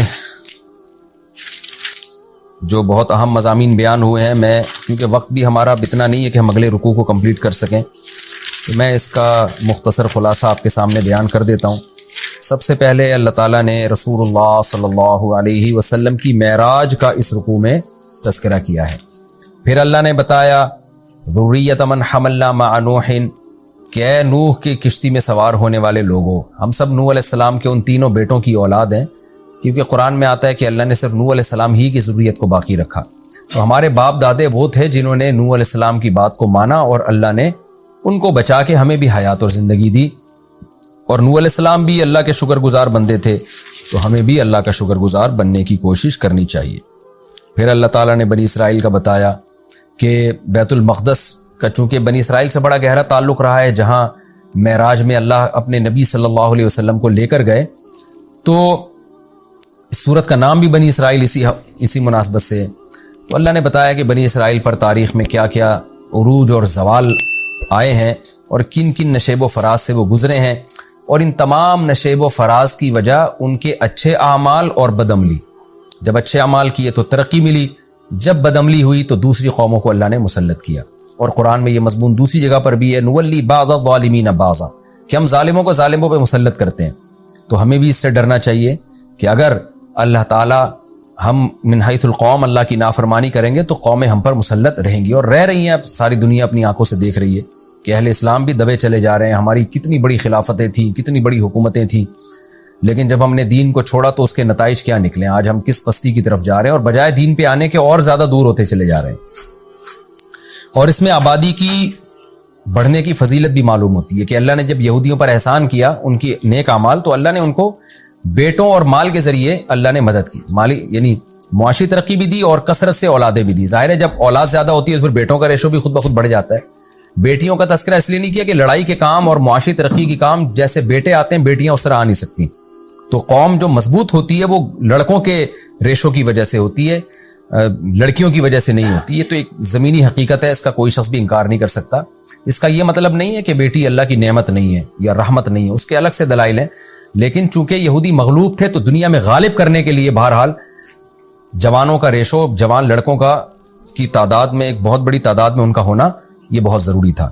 تو آج بھی ہم کیسے بے وقوفی کی باتیں کرتے ہیں کہ جو نعمت اللہ تعالیٰ، جو آبادی کو جو اللہ نے ایک بطور نعمت کے بیان کیا، ہم اسی آبادی کو گھٹانے میں لگے ہوئے ہیں. یعنی لوگ کہتے ہیں نا یورپ نے اتنی ترقی اس لیے کی کہ اس کی آبادی نہیں ہے، یہ بالکل غلط ہے. اور لوگ کہتے ہیں ہم اتنے غریب اس لیے کہ ہماری آبادی زیادہ ہے، یہ بالکل غلط ہے. اگر ہماری آبادی کم ہو گئی تو اس سے زیادہ غریب ہو جائیں گے، اور یورپ کی آبادی بڑھ گئی تو اس سے زیادہ مالدار ہو جائیں گے. وہ قرآن میں اس مضمون کو اللہ نے اور بھی مقامات پر بیان کیا. نوح علیہ السلام نے جب اپنی قوم کو سمجھایا کہ تم ایمان لے کر آؤ تو وہاں بھی یہ فرمایا یمددکم باموال وبنین، کہ اللہ تمہیں اولادیں کثرت سے دے گا، مال بھی دے گا، اولادیں بھی دے گا. تو اولاد کی کثرت یہ اللہ کی بہت بڑی نعمت ہے. شعیب علیہ السلام نے جب اپنی قوم کو سمجھایا تو وَاذْكُرُوا إِذْ كُنْتُمْ قَلِيلًا فَكَثَّرَكُمْ، اے میری قوم یاد کرو اس وقت کو جب تم تھوڑے تھے اللہ نے تمہاری تعداد بڑھا دی. تو وہاں بھی یہی ہے کہ آبادی کا بڑھنا ہر جگہ اللہ بطور نعمت کے بیان کر رہے ہیں. تو جس گھر میں اولاد زیادہ ہے، جس شخص کو اولاد زیادہ ملی، تو یہ سب چیزیں اللہ کی نعمت میں داخل ہیں. بچوں کا کم ہونا، آبادی کا گرانا، یہ عذاب ہے، یہ زحمت ہے. ایک اللہ کی طرف سے کسی کو اولاد نہیں ملتی، ایک وہ پلاننگ کر کے اپنے گروتھ ریشو کو خود ہی کم کر رہا ہوتا ہے. تو یہ بہت بڑا احمق اور بہت بڑا بے وقوف ہے. یہ تبھی تو آپ دیکھیں جتنا اسلام دشمن قوتیں ہماری آبادی کو کم کرنے کے لیے وسائل خرچ کر رہی ہیں، اتنا کسی چیز پہ خرچ نہیں ہو رہے، کیونکہ ان کو پتہ ہے کہ یہ آبادی ہی ایک ان کے پاس ایک پاور ہے. کیونکہ آبادی زیادہ ہوگی، جوانوں کا ریشو بڑھے گا، سورس آف انکم بڑھے گی، اور جو ہے لائبلٹیز کم ہو جائیں گی، اور جو ہے کمانے کے ذرائع زیادہ بڑھ جائیں گے. تو یہ ساری چیزیں آبادی کی کثرت کے نتیجے میں ہوتی ہیں. ام عندهم الغیب فہم یکتبون، یہ آیت ہے جس پر آج میں نے درس دینا تھا. وقت تھوڑا رہ گیا تو مختصر دیتا ہوں. قرآن کہہ رہے ام عندهم الغیب فہم یکتبون، کیا ان کے پاس غیب کا علم ہے جس کو یہ لکھ رہے ہیں؟ کیا علم؟ یہ خوش فہمی کا شکار ہیں. دیکھو جتنے بھی لوگ جو مذہب کو فالو نہیں کر رہے، حقیقت میں وہ اس خوش فہمی میں مبتلا ہیں کہ ہمیں کچھ بھی ہونے والا نہیں ہے. جیسے ہماری حالت اچھی ہے، ہمارا فیوچر بھی ایسا، یا تو مر کے ختم ہو جائیں گے، اور اگر مل بھی گیا تو کوئی برا نہیں، ہم کو برے تھوڑی ہیں، ہم کوئی برے تھوڑی ہیں. تو اللہ نے اس کا جواب دیا کہ کیا ان کے پاس فیوچر کا علم ہے؟ پہلے سے مستقبل کے بارے میں کبھی بھی بات کی جائے گی تو علم کے بغیر نہیں کی جا سکتی. کوئی آدمی کہہ رہا ہے نا فیوچر میں ایسا ہونے والا ہے، تو آپ اس سے دلیل پوچھیں گے آپ کو کس نے بتایا؟ وہ تانے بانے ملائے گا، صغرے گبرے ملائے گا، تو پھر اس کے بعد اگر وہ ایسے ہی کہہ رہا ہے کل یہ ہو جائے گا، پرسوں یہ ہو جائے گا، دیکھو مستقبل کے بارے میں یہ کہوں کہ کل پیر ہے تو یہ بھی فیوچر کی خبر ہے. آپ اس میں مجھ سے یہ پوچھ سکتے ہو کہ کیا دلیل ہے؟ میں کہوں گا دلیل یہ کہ آج کیا ہے؟ اتوار ہے. یہاں دلیل ہے، یہاں میرے لیے یہ دعویٰ کرنا درست ہے کہ کل کیا ہے؟ پیر ہے. لیکن اگر میرے پاس دلیل نہیں ہے اور میں کہوں کہ کل جو ہے وہ کل دنیا میں 3000 آدمی مر جائیں گے ایک ہی کسی حادثے میں، تو لوگ پوچھیں گے بھائی کیا دلیل ہے کسی حادثے میں 3000 آدمی مر جائیں گے؟ اب میرے ذمے کیا ہے؟ میں کہوں وہ ویسے ہی میرا ذوق کہہ رہا ہے. تو یار کوئی مانے گا کوئی؟ اچھا عجیب بات یہ ہے کہ روحانی عاملوں کی یہ باتیں مان لیتے ہیں لوگ. میں یہ کہوں نا کل 3000 آدمی ایک حادثے میں، اللہ نہ کرے مرے ہیں، میں ایک مثال دے رہا ہوں، تو لوگ کہیں گے کہاں سے پتہ چلا؟ لوگ کہیں گے بھائی جھوٹ بول رہے، اس کو کس نے بتایا؟ یا تو قاتلوں سے تعلقات ہیں جس نے مارنے کا ارادہ کیا ہے، ایسا بھی نہیں ہے تو یہ ہوائی بات ہوگی. لیکن یہی بات روحانی عامل کرے گا تو لوگ کیا کریں گے؟ حضرت کا علم ہے بھائی، حضرت کے پاس بولو علم ہے. ابھی روحانی عاملوں پہ نہیں جاؤں گا, پھر میں معین اختر کی طرح نا بلب کے رشتہ داروں کو بھی, تو اب تو میں روحانی عاملوں کے رشتہ داروں کو بھی اچھے الفاظ سے یاد نہیں کرتا. رشتہ داروں سے مراد وہی جو بلب کے رشتہ دار تھے. اب آپ کہیں گے بلب کے کون سے رشتہ دار ہوتے ہیں؟ ہمارے ہاں کبھی بھی جس بندے کو برا کہا جاتا ہے گالی اس کو نہیں دی جاتی, ہمیشہ اس کے رشتہ داروں کو ہمیشہ گالی دی جاتی ہے. یہ ہمارے ایک ٹرینڈ چل نکلا ہے. تو قرآن کہتا ہے کہ ام عندہم الغیب فہم یکتبون. کیسے دیکھو ہمیں جھنجھوڑ رہا ہے قرآن کہ تم اپنے بارے میں کیوں فرض کر کے بیٹھے ہوئے ہو کہ تمہیں کچھ بھی ہونے والا نہیں ہے, تمہیں سزا نہیں ملے گی. یہ تمہیں کس نے بتایا ہے؟ فاصبر لحکم ربک ولا تکن کصاحب الحوت. جب نبی یہ مطالبے کرتے تھے تو پھر بھی آگے سے کوئی رسپانس نہیں ملتا تو انسان کو بے انتہا تکلیف ہوتی ہے کہ کن پتھر دل لوگوں سے واسطہ پڑا ہے. تو قرآن کہتا ہے فاصبر, اے نبی آپ کیا کرو؟ صبر کرو. ولا تکن کصاحب الحوت, مچھلی والے یونس کی طرح جلباز مت بنو. حضرت یونس علیہ السلام کی قوم نے بھی یہی سلوک کیا, لیکن یونس علیہ السلام چاہتے تھے جلدی سے فیصلہ ہو اور اپنی قوم کو چھوڑ کے نکل گئے. تو اللہ نے اس پہ آپ کی تنبیہ کی. تو آپ بھی اے نبی جلد بازی مت کریں. تو یہ نبی کے ذریعے سے ہمیں بھی بتایا جا رہا ہے کہ آپ حق کی دعوت دیتے رہیں اور یہ نہ دیکھیں کہ یہ جو اللہ کے نافرمان لوگ ہیں, جو حق کو نہیں ماننے والے لوگ, وہ پھر بھی پھل پھول رہے ہیں. اس ٹینشن میں مت آؤ, کیونکہ اللہ انصاف کرتا ہے مگر اس میں دیر ہوتی ہے, اندھیر نہیں ہوتی. وہ لے گا انتقام, ان کو اپنے حال پہ چھوڑ دو. یہ اللہ کی حکمت اسی کا تقاضا کرتی ہے, چھوڑ دیا جائے اپنے حال پہ. آج جو اہل حق ہے نا ان کو بہت تکلیف ہوتی ہے کہ جب یہ ہم صحیح بات کر رہے ہیں لیکن آگے جواب جو مل رہا ہے وہ کیا مل رہا ہے؟ الٹا, کوئی مان کے نہیں دے رہا. تو اللہ فرماتے ہیں وَلَا تَكُنْ كَصَاحِبِ الْحُوتِ إِذْ نَادَى وَهُوَ مَكْظُومٌ. یونس علیہ السلام نے جلد بازی کی اور بالآخر اللہ کی طرف سے ان کو دنیا میں تنبیہ ہوئی ہے, سزا ملی ہے. اور وہ سزا کیا ملی؟ اذ نادا وہو مخزوم, مچھلی کے پیٹ میں گئے, غم سے گھٹ رہے تھے اور اللہ کو پکارا. فنادا فی الظلمات اللہ الہ الا انت سبحانک انی کنت من الظالمین. اے اللہ تیرے سوا کوئی عبادت کے لائق نہیں. غلطی کس کی ہے؟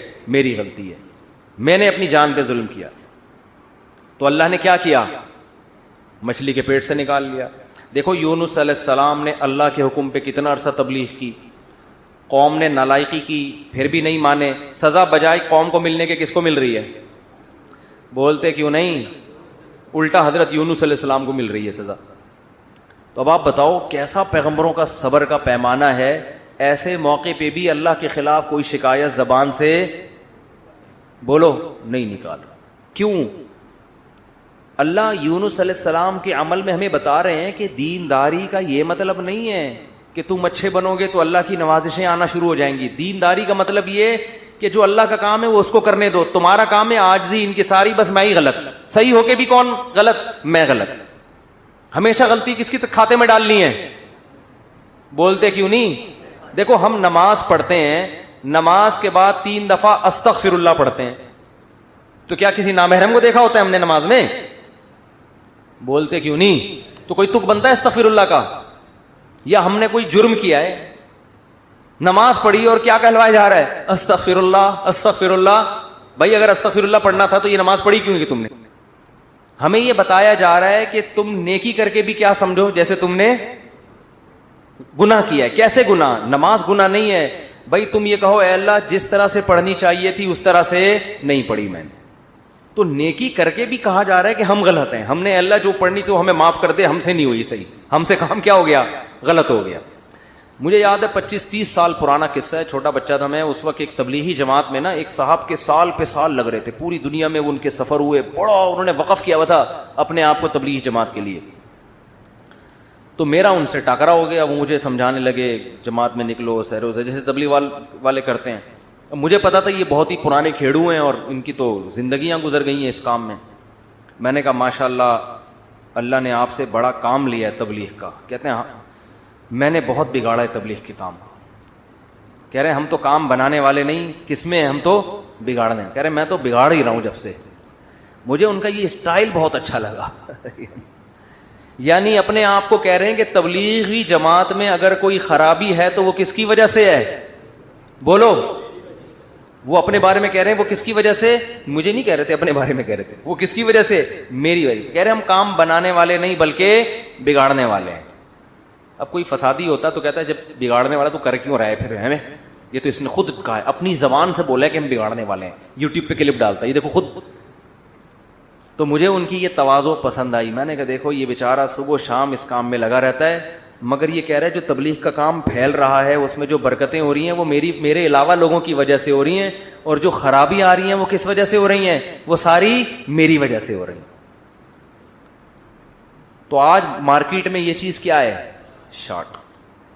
ہر اچھا کام میں نے کیا، برا کام ستار بھائی نے کیا.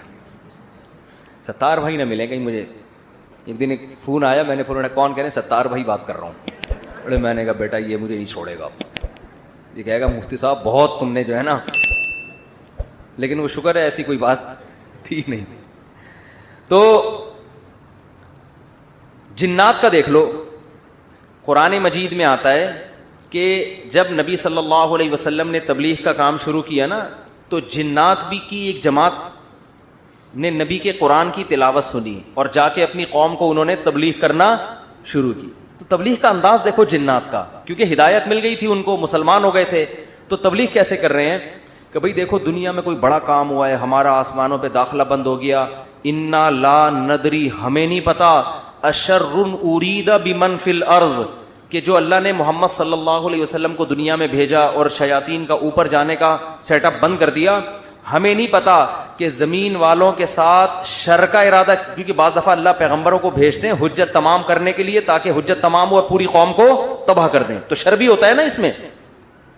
کہہ رہے ہیں انا لا ندری، ہمیں نہیں پتا، اشر ارید بمن فی الارض، کہ جو لوگ زمین میں رہتے ہیں ان کے ساتھ برائی کا ارادہ کیا گیا ہے، ام اراد بہم ربہم رشدا، یا ان کے رب نے ان کے ساتھ بھلائی کا ارادہ کیا ہے. اسٹائل نہیں سمجھ میں آیا میرا خیال ہے. دیکھو جملہ یہ ہونا چاہیے تھا کہ ہمیں نہیں پتا یہ جو کچھ ہو رہا ہے، ہمیں نہیں پتا کہ رب نے ان کے ساتھ برا چاہا ہے یا اچھا چاہا ہے. اصل میں تو یہ ہونا چاہیے نا. لیکن جنات کیا کہہ رہے ہیں؟ آج کل تو انسان اتنے سمجھدار نہیں ہے جتنے اس زمانے کے جنات سمجھدار تھے یار. جنات یہ نہیں کہہ رہے کہ ہمیں نہیں پتا کہ اللہ نے انسانوں کے ساتھ برائی کا ارادہ کیا ہے یا اچھائی کا. یا تو یہ کہنا چاہیے تھا، یا جنات کو بالکل اس کے الٹ کہنا چاہیے تھا کہ ہمیں نہیں پتا کہ زمین والوں کے ساتھ برائی کا ارادہ کیا گیا ہے. کر کون رہا ہے یہ نام نہیں لے رہے، ہم ہائی لائٹ نہیں کر رہے. انسانوں کے ساتھ برائی کا ارادہ کیا گیا ہے یا اچھائی کا ارادہ کیا گیا. دونوں پیسو وائس ہوتے ہیں. ایکٹیو پیسے کا فرق تو پتا ہوگا نا. بھائی اس نے مارا ہے، وہ مارا گیا ہے.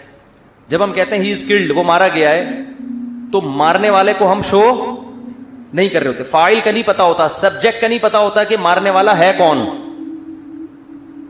سمجھ میں نہیں آ رہی. تو قرآن کہہ رہا ہے ہونا یہ چاہیے تھا کہ جنات یا تو شر اور خیر کا ارادہ کرنے والے کا نام نہ بتاتے کہ کون ارادہ کر رہا ہے، بلکہ دونوں کو پیسو وائس میں لاتے کہ ہمیں نہیں پتا کہ زمین والوں کے ساتھ برائی کا ارادہ کیا گیا یا اچھائی کا ارادہ کیا گیا. یا تو یوں کہتے، اور اگر سبجیکٹ کا ذکر کرتے تو یوں کہتے ہمیں نہیں پتا کہ رب نے زمین والوں کے ساتھ برائی کا ارادہ کیا ہے یا اچھائی کا ارادہ کیا ہے. لیکن جنات اتنے ہوشیار، جب اچھائی کا تذکرہ آیا تو رب کا تذکرہ کیا، برائی کا آیا تو سبجیکٹ کو کیا کر دیا؟ حذف. تو کیا کہہ رہے ہیں؟ انا لا ندری، ساڈی عقل وچ یہ بات نہیں آندی، سانو نہیں پتا کہ اشر ارید بمن فی الارض، پیسو وائس، کہ زمین والوں کے ساتھ برائی کا ارادہ کیا گیا ہے. کون کر رہا ہے یہ نہیں بتائیں گے. یہ میں نہیں بتاؤں گا، یہ نہیں بتاؤں گا میں. حالانکہ وہ بھی کون کر رہا ہے؟ اللہ ہی کر رہا ہے نا، لیکن اللہ کا نام نہیں لے رہے. ہمیں نہیں پتا کہ زمین والوں کے ساتھ برائی کا ارادہ کیا گیا ہے یا اللہ نے اچھائی کا ارادہ کیا ہے. اچھائی کی جب بات آئی تو اللہ کی طرف نسبت، برائی کی بات آئی تو وہ بھی تو اللہ ہی ارادہ کر رہا ہے، لیکن اللہ کا نام ذکر نہیں کر رہے. ادب کی وجہ سے کہ بھائی برائی اگر ہو رہی ہے تو اللہ تو کر تو رہا ہے، لیکن انسانوں کی حرکتوں کی وجہ سے ہو رہا ہے، تو گویا انسان خود ہی کر رہے ہیں اپنے ساتھ. یہ اللہ تو محض ایک خالق ہے، کر کون رہے ہیں؟ یہ خود ہی کم وقت کر رہے ہیں. اچھائی ہو رہی ہے تو پھر اللہ کر رہا ہے. یہ تمیز ہمیں کس سے سیکھنی چاہیے؟ جنات سے. کوشش نہ کریں کسی جن بن کو بھلا کے تمیز کے چکر میں ایسا نہ ہو کہ مارکیٹ سے بالکل شارٹ ہو جائیں. تو اس سے ہمیں یہ پتا چلا کہ اسلام میں بڑے کا احترام ہے. بعض چیزیں حقیقت پر مبنی ہوتی ہیں مگر اس کو زبان سے ادا نہیں کیا جاتا. تو جیسے اللہ کی تعظیم ہے ایسے ہی بڑوں کی بھی تعظیم ہے. حدیث میں آتا ہے آپ صلی اللہ علیہ وسلم نے فرمایا جو ہمارے بڑوں کی تعظیم نہیں کرتا وہ ہم میں سے نہیں ہے. تو جب کوئی برائی کی نسبت کسی بڑے کی طرف کی جائے تو ابا کا نام لے کے نہ بتایا کرو یہ سب کچھ ابا نے کیا ہے. بولو بھائی یہ ہمارے گھر میں ہوا ہے, ٹھیک ہے نا, یہ ہمارے گھر میں. بولتے کیوں نہیں؟ مثال کے طور پر اس دن ابا ایسے پھل لے کر آئے جس کی وجہ سے بچوں کو ڈائریا ہو گیا. اتفاق سے اس دن ابا سڑے ہوئے پھل لے آئے سستے کے چکر میں. ابا ایسے کام کرتے رہتے ہیں مارکیٹ میں. اب بچے لیٹے ہوئے ہیں تو اب بیگم کو چاہیے یہ نہ کہے کہ انہوں نے ڈائریا پھیلایا ہے, بلکہ کہے ہمارے گھر میں ڈائریا پھیل گیا ہے. ٹھیک ہے نا, وہ ابا خود ہی سمجھ جائے گا کس نے کیا یہ کام. پھل کی طرف نسبت کرتے ہیں, ان پھلوں نے بیمار کیا ہے. نسبت بولو, بچے بھی یہ نہ کہیں ہمارے ابا نے ہمیں بیمار کیا ہے, بلکہ بچے یہ کہیں ان پھلوں نے ہمیں, بلکہ پھل سے ابا سمجھ جائیں گے اصل میں مجھے چھیڑ رہے ہیں, بس ابا ہو گئے بیمار. آج کل ادب تمیز مارکیٹ سے بالکل شارٹ. ایک آدمی کو کرونا ہوا, اس کے بعد اس کی بیوی کو بھی ہو گیا. مجھے بار بار آ کے بتا رہے میری بیوی کہہ رہی ہے آپ کی وجہ سے ہوا ہے مجھے بھی. اب دیکھو اس آدمی کو تو ٹینشن ہوگی نا یار, وہ ہو گیا اللہ کی طرف سے ہو گیا. نہیں پہلے آپ کو ہوا تھا تو آپ کی وجہ سے کس کو ہوا ہے؟ مجھے. اسی طرح شوہر بھی بیوی پہ بلی ڈال سکتا ہے, تمہیں ہوا تھا تمہاری وجہ سے مجھے ہوا ہے. بھائی کس کی وجہ سے ہوا ہے؟ بس اللہ کی قدرت ہے, ہو گیا. چھوڑو وہ کون گلے ملا تھا آپ سے, کس نے آپ کی طرف منہ کر کے چھینکا تھا. ہم ایسے بہت سے لوگوں کو جانتے ہیں جو ٹی بی کے مریضوں کے ساتھ چپک کے انہوں نے زندگی گزاری, خدمت کی, مگر ان کو ٹی بی نہیں ہوئی, اور 2 گھر چھوڑ کے جو بندہ بیٹھا ہوا تھا اس کو ہو گیا. تو آج کل نا یہ تمیز مارکیٹ سے شارٹ ہو رہی ہے. بڑے چھوٹے کا ادب کیا ہو رہا ہے؟ ختم. فوراً بلی ڈال دیتے ہیں اس نے کیا ہے یہ. تو اگر کیا بھی ہو بھائی نسبت مت کرو, تقدیر کا حصہ, بھائی ہو گیا ہمارے ساتھ. قرآن دیکھو ابراہیم علیہ السلام کیا کہتے ہیں, وَإِذَا مَرِضْتُ فَهُوَ يَشْفِينِ. کیا خاندانی کلام ہے یار. حضرت ابراہیم کہہ رہے ہیں جب میں بیمار ہوتا ہوں اللہ مجھے شفا دیتا ہے. حالانکہ بیمار کون کرتا ہے؟ وہ بھی تو اللہ ہی کر رہا ہے نا. تو کہنا تو یہ چاہیے تھا کہ اللہ ہی بیمار کر کے اللہ ہی مجھے ٹھیک کر دیتا ہے. تو سوال ہے اس میں اللہ کی تعریف کی کیا ضرورت ہے؟ بیمار بھی تو اسی نے کیا تھا. لیکن اللہ کی حمد و ثنا کر رہے ہیں, بیمار تو میں ہو جاتا ہوں, شفا کون دیتا ہے؟ اللہ. تو یہ ادب تمیز سکھایا جا رہا ہے کہ انسان کے بچے بن کے زندگی گزارو, بڑے چھوٹے کا ادب کرو. القابات بھی بڑے چھوٹے کے لیے الگ الگ ہونے چاہیے. تو خیر قرآن کیا کہتا ہے؟ اے نبی فاصبر, آپ نے کیا کرنا ہے؟ صبر کرنا ہے. تو ہمیں بھی ترغیب دی جا رہی ہے کہ ہم یہ نہ سمجھیں کہ ادھر ہم دعوت دیں گے ادھر فوراً لوگ ہماری دعوت پر لبیک کہیں گے. جس کو جو بات سمجھائیں گے 2 منٹ میں اس کی سمجھ میں وہ بات آ جائے گی اور وہ بالکل ہمارے نظریات کے مطابق ہو جائے گا, اور اس طرح ہم ہنسی خوشی زندگی گزاریں گے. لوگ یہی کہتے ہیں, پھٹے اسی پہ ہوتے ہیں نا. باپ کہہ رہا ہو یار میں بیٹے کو سمجھا رہا ہوں, کم بخت کی سمجھ میں ہی نہیں آ رہا. بیٹا کہتے ہیں ہم ابا کو سمجھاتے ہیں, ابا کی سمجھ میں نہیں آ رہا. شوہر بیوی کو سمجھا رہا ہے, اس کی کھوپڑی میں نہیں آ رہا. بیوی شوہر کو سمجھا رہی ہے, اس کی کھوپڑی میں نہیں. اپوزیشن حکومت کو سمجھا رہی ہے, حکومت کی سمجھ میں نہیں آ رہا. حکومت اپوزیشن کو سمجھا رہی ہے, اپوزیشن کی سمجھ میں نہیں آ رہا. تو اگر دنیا میں جو بات سمجھائی جائے, میں کب سے کیا کیا سمجھا رہا ہوں, سمجھ میں آ رہا ہے؟ کب سے کیا کیا سمجھا رہا ہوں, سمجھ میں نہیں آ رہا. تو اگر ایسا ہی دنیا میں نظام ہو جائے کہ ادھر سمجھایا ادھر سمجھ میں آ گیا, تو سب ہنسی خوشی زندگی گزارنا شروع ہو جائیں گے. وہ ایک شاعر ہے ہندوستان کا, ان کا نام ذہن سے نکل گیا, تراز کر کے آتا ہے, پتہ نہیں ایچ ایم تراز ہے, کچھ ایم تراز کر کے آتا ہے. بڑے زبردست شاعر ہیں. میں نے جب ان کی ایک دفعہ شاعری سنی نا تو مجھے بڑا, اس لیے نہیں کہ مجھے نہیں پتا کیسے آدمی, اچھے ہی ہوں گے, لیکن مجھے اردو سے لگاؤ ہے, محبت ہے. تو ہندوستان کے شاعروں میں بڑی زبردست شاعری ہے اردو کی نا. تو میں نے جب اس بندے کی شاعری سنی میں نے کہا یار یہ 2014 کی بات ہے, میں نے کہا اس بندے سے ملاقات کا دل چاہتا ہے, اس نے اردو پہ بڑی محنت کی ہے. تو اللہ کی قدرت, یہ جو عمرہ ہے نا, عمرہ یہ مسلمانوں کے لیے بہت بڑا ایک ذریعہ ہے آپس میں کمیونیکیشن کے لیے. یہ میں نے انگریزوں کی کتاب میں یہ بات پڑھی ہے, گوروں نے لکھا ہے کہ مسلمان سائنسدان جو بہت بڑے بڑے حکیم بنے نا, جنہوں نے جڑی بوٹیوں پہ ریسرچ کی, اس کی ایک بہت بڑی وجہ مسلمانوں کا حج ہے. کیونکہ حج کرنے کے لیے کہاں کہاں سے, ساؤتھ افریقہ سے اور کہاں کہاں سے دنیا سے لوگ آتے تھے. وہ پیدل جنگلوں سے گزرتے اور اس میں جڑی بوٹیوں پہ تحقیق کرتے تھے. آپ ذرا حکیموں کی, پرانے حکیموں کی کتابیں پڑھیں نا, ایسے ایسے جڑی بوٹیوں کے خواص لکھے ہیں, آدمی کہتے ہیں انہوں نے ان کو یہ پتہ کہاں سے چلی.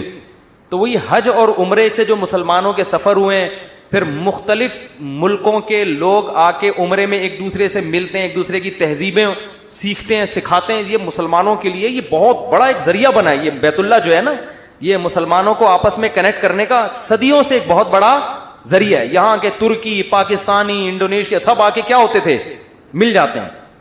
تو میری خواہش تھی, میں نے کہا یار کبھی ان سے سلام دعا ہو جائے تو اچھا ہے, خوشی ہوگی. تو وہ میں نے ویسے ہی انڈیا کے کچھ لڑکے بیٹھے ہوئے تھے, بیت اللہ میں عمرہ کیا ہم نے. میں نے کہا یار وہ ایک شاعر ہے, انہوں نے کہا اتفاق سے عمرہ کرنے آیا ہوا ہے.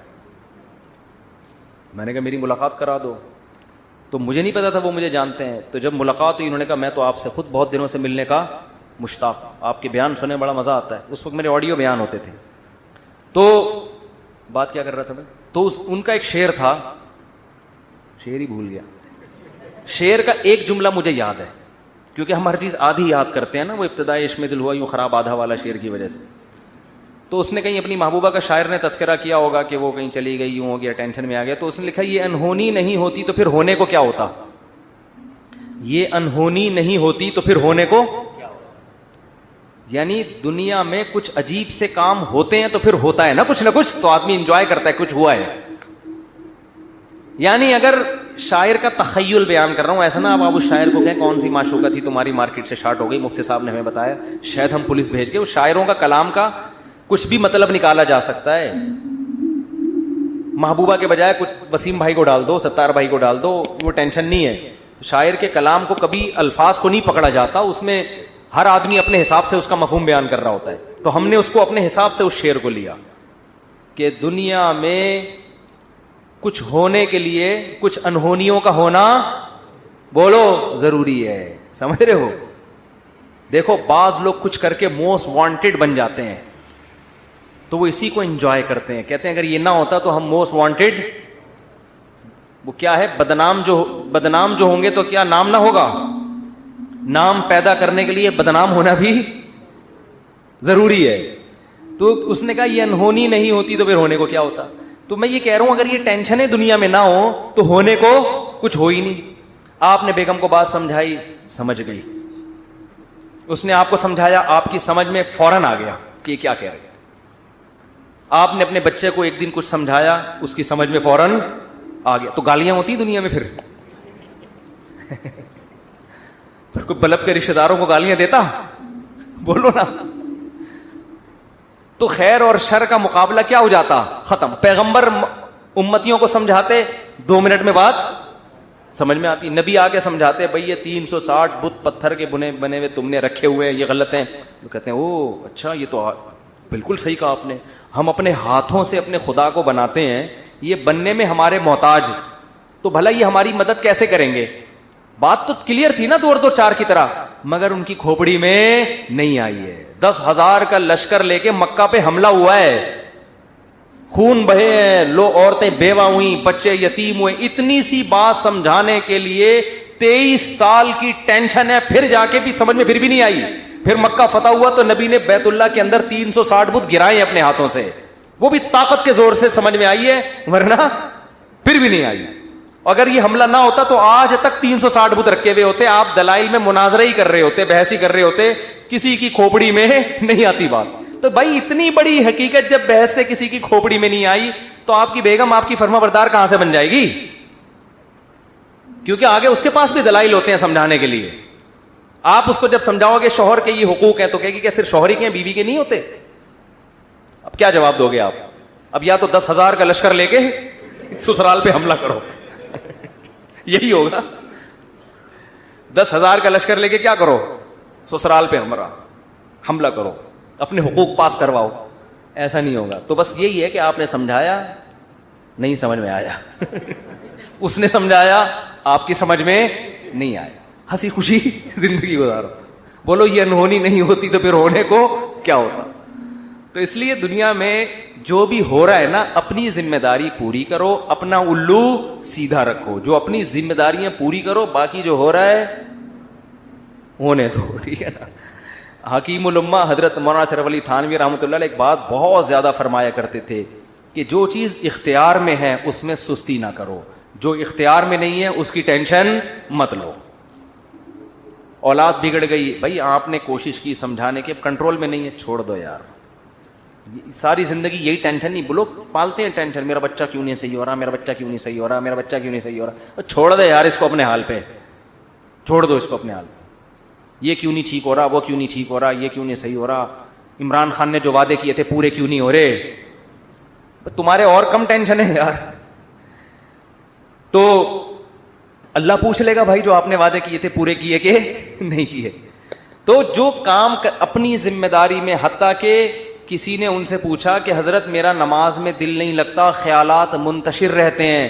انہوں نے فرمایا نماز میں دل لگانے کی کوشش کرنا فرض ہے, دل لگنا فرض نہیں ہے. کوشش کرو, لگے ٹھیک ہے, نہیں لگے تو بھی ٹھیک, ہمارے اختیار میں نہیں ہے بھائی. جب نماز میں دل نہ لگنے کے بھی ٹینشن, کیونکہ اللہ نے کبھی ایسی بات پہ اللہ آپ کو نہیں پکڑے گا جو آپ کے اختیار میں نہیں. ہمارے جامعہ دارالفتہ میں حضرت مفتی رشید احمد صاحب کے ایک مرید تھے کیا ہیں ابھی بھی, تو وہ نماز میں ان کو نیند بہت آتی تھی, ویسے جاگتے رہتے تھے, ادھر نیت باندھی سو گئے, ادھر نیت باندھی کھڑے کھڑے سو رہے ہوتے تھے, سجدے میں گئے اٹھ ہی نہیں رہے, کونی مار کے اٹھاتے تھے ان کو, اٹھو بھائی. اور ویسے ٹھیک ٹھاک پھر رہے ہیں, وہ تھے بڑے نیک, ان کو فکر تھی یار نماز میں دل لگانا چاہتا ہوں, اور نمازیں بھی ماشاءاللہ بہت پڑھتے تھے, تہجد کے پابند, لیکن جب کھڑے ہوئے سو جاتے. تو ایک دن انہوں نے لکھا کہ حضرت میں ٹینشن میں آ گیا ہوں, میں نماز میں ادھر نیت باندھی اور ادھر آنکھ لگ گئی. تو فرمایا کوئی ٹینشن لینے کی بات نہیں ہے, نماز کا بھی پورا ثواب مل رہا ہے بھائی, نماز کا بھی پورا ثواب اور نیند کے بھی مزے. کیونکہ یہ آپ اپنے اختیار سے یہ نہیں کر رہے, یہ غیر اختیاری ہے. جان کر کوئی خراٹے لے رہا ہے نا کم بخت نماز میں, کھڑا ہوا ہے اور آنکھیں بند کر کے کوشش کر رہا ہے کہ میں سو جاؤں, یہ غلط ہے. بھائی آپ جاگنے کی کوشش کر رہے ہو پھر بھی نہیں جاگتے, کوئی ٹینشن کی بات نہیں ہے, اس سے نہ کوئی درجات میں کمی آئے گی. آج بہت سے لوگ کہتے ہیں نماز میں مزہ نہیں آ رہا, ہم کو نماز میں مزہ نہیں آ رہا. بھائی مزہ تو بریانی کھانے میں آئے گا مسالے والی, اس میں اگر نہیں آ رہا مزہ تو ڈاکٹر کو بتائیں پیٹ میں کوئی. پشاور میں گئے اور چپلی کباب کھانے کا مزہ نہیں آیا تو یہ پشاور کا فالٹ نہیں ہے, یہ آپ کے پیٹ کا فالٹ ہے. آپ چائے کے عادی ہو, آپ کوئٹہ اور چمن میں بھی آپ کو چائے پینے میں مزہ نہیں آیا تو چائے کا فالٹ نہیں ہے, آپ کو غلط چائے پینے کی عادت پڑ گئی. سٹوں کی بھی بات بتاؤں چھوڑو رہنے. تو اسی طرح یہ تو بریانی ہے مسالے والی, نماز مزے کے لیے تھوڑی ہے, بریانی ہے مزے کے لیے. نماز تو عبادت ہے, آپ نے پراپر طریقے سے اپنی ذمہ داری پوری کرنی ہے.